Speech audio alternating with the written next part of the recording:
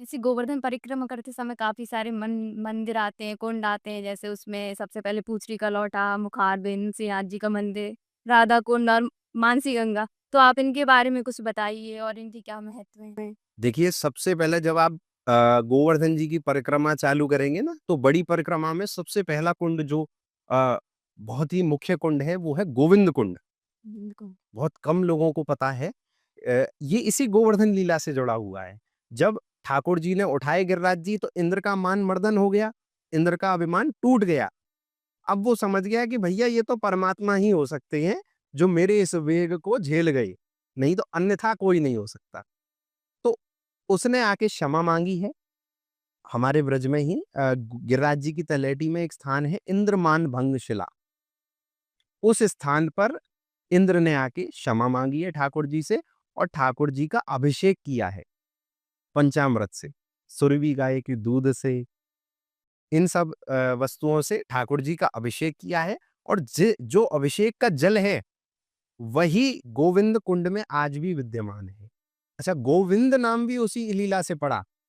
गौधन इंद्र, जो गौओं की रक्षा करी, ठाकुर जी ने गिरिराज जी उठाए तो सब गौवंश की रक्षा करी ना, तो गौओं की रक्षा करने वाले गौधन इंद्र, उनके भी इंद्र, इंद्र कौन है? देवों के राजा। और गौओं की रक्षा करने वाले उनके राजा कौन है? ठाकुर जी, तो उनका नाम पड़ा गोविंद। हुँ। तो वो गोविंद कुंड आज भी है और बहुत ही दिव्य कुंड है। आप उसको साधारण मत समझना। आप सोच भी नहीं सकते उसका जल कितना पवित्र हो सकता है। एक बड़े ही हमारे संत थे ब्रज के बड़े आदरणीय मनोहर दास बाबा जी। तो वो गोविंद कुंड के पास ही एक गुफा बना के वहाँ भजन किया करते थे गिरिराज जी में।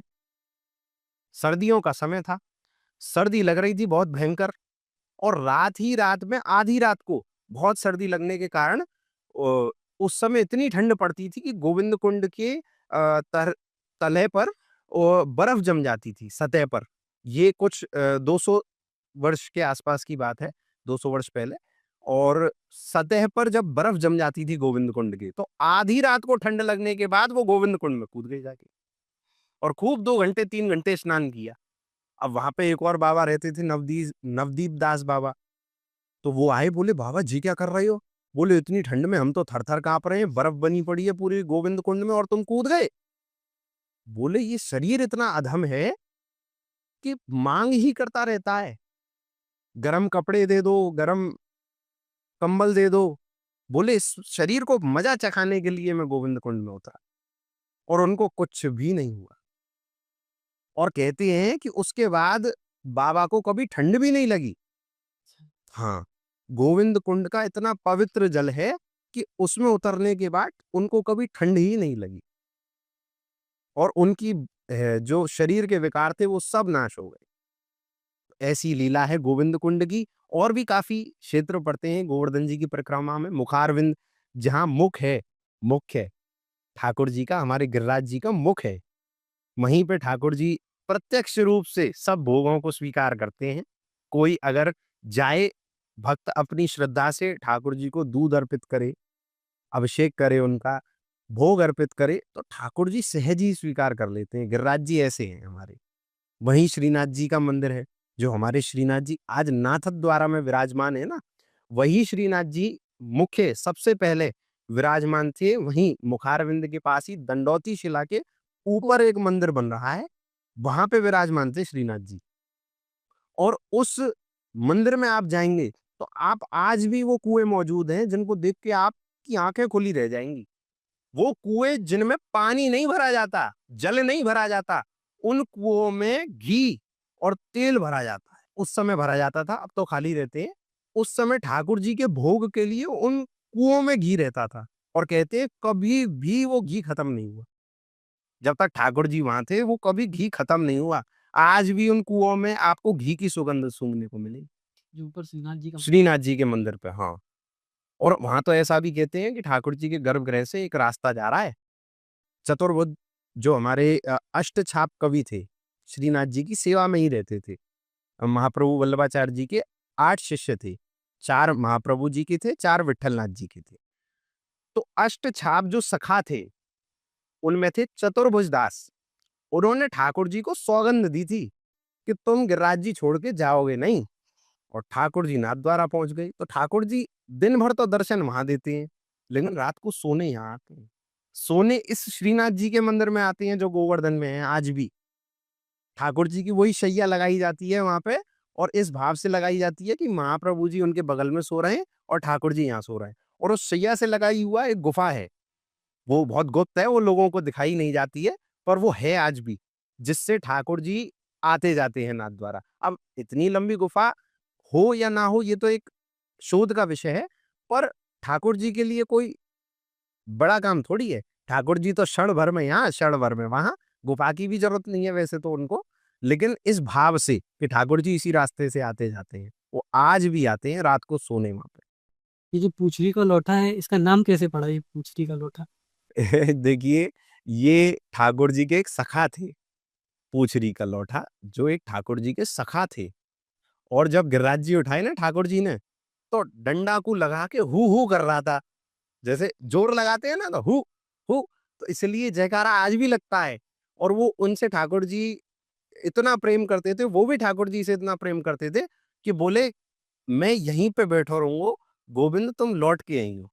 और वो पूछरी का लौठा आज भी स्थान है जहाँ पे वो सखा ठाकुर जी के आज भी बैठे हैं, ठाकुर जी की प्रतीक्षा में। लीलागत प्रतीक्षा वैसे तो ठाकुर जी वहीं थे हमेशा नित्य निरंतर। लीलागत प्रतीक्षा में लेकिन वहीं पे हैं और इसीलिए जयकारा लगाया जाता है पूछरी के लौठा की हु हु यारे क्या बात है बंसी वारे शाबाश है ऐसे करके हमारे यहाँ ना वो लगाते हैं जयकारा। और राधा कुंड का आपने बड़ा अच्छा वर्णन किया। राधा कुंड तो वो स्थान है साक्षात श्री जी जल के रूप में वहां पे हैं। साक्षात श्री जी का जल स्वरूप ही राधा कुंड है। ऐसा कोई संत नहीं ब्रज में जहां जिन लोगों ने वहां पे आके भजन ना किया हो। आप राधा कुंड के अगर देखेंगे राधा कुंड और कृष्ण कुंड लगे हुए हैं। लगी। ऐसा कहते हैं कि ठाकुर जी ने और श्री जी ने अपने अपने दो कुंड बनाए, एक राधा कुंड एक कृष्ण कुंड। तो राधा कुंड से लगे हुए पूरे घाट पर उस कुंड के सब संतों की भजन कोटी बनी हुई है आज भी। ऐसा कोई संत नहीं है जिनकी कोटियां वहां नहीं है। हमारे वृंदावन में एक संत हैं स्वामी श्री हरदास जी, जिन्होंने श्री बांके बिहारी जी को प्रकट किया है। इसीलिए कहा क्योंकि अप्रत्यक्ष रूप से तो वो आज भी वही हैं, बांके बिहारी जी की सेवा में ही है, सेवा ही कर रहे हैं। प्रत्यक्ष रूप से वो थे 500 वर्ष पहले। तो उन्होंने केवल दो ही उनके भजन स्थल थे, एक तो निधिवन जहाँ पे श्री बांके बिहारी जी का प्राकट्य हुआ और दूसरा राधा कुंड। ऐसा कोई संत ही नहीं है जहाँ पे जिन्होंने वहाँ पे भजन नहीं किया। तो साक्षात भैया मैं तो आपसे कहूँ, आप जो भी आपके माध्यम से ये सुन रहा है मेरी बात, एक बार राधा कुंड में जल में खड़े होकर राधा कृपा कटाक्ष का गान कर लेना। आपको वो प्रेमा भक्ति का अनुभव अपने हृदय में तत्काल हो जाएगा। श्री जी का जो भाव है ना, वो हृदय में अपने आप आ जाएगा कि श्री जी क्या हैं।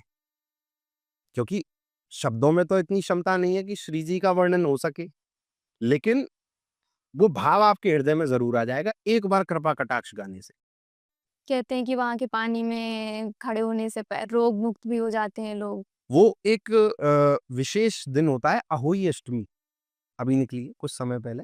अहोई अष्टमी के दिन 12 बजे रात से स्नान प्रारंभ हो जाता है राधा कुंड में और उस दिन अगर कोई स्नान कर ले राधा कुंड में, तो जितने भी उसके त्वचा के रोग होते हैं, उस सब से उनको मुक्ति मिल जाती है। जिसके कोई संतान नहीं होती, वो इस भाव से उसमें अगर राधा कुंड में डुबकी लगाता है कि मुझे कोई संतान की प्राप्ति हो जाए, तो उसको संतान की प्राप्ति अवश्य हो जाती है।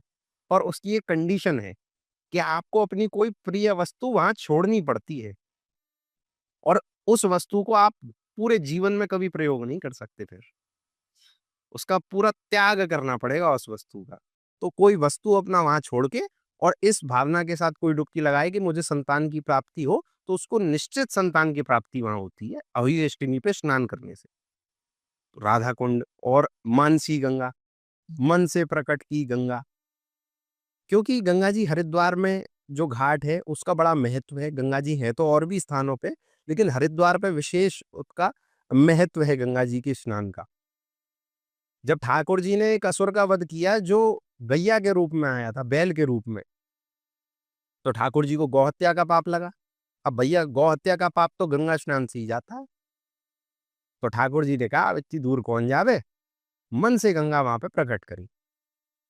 गंगा जी स्वयं मानसिक रूप से वहीं प्रकट हो गई और उस स्थान का नाम पड़ गया मानसी मानसी गंगा, गंगा। जहां आज भी श्रद्धालु जाके स्नान करते हैं। तो वही फल जो गंगा स्नान का फल है वही उनको वहां मिलता है।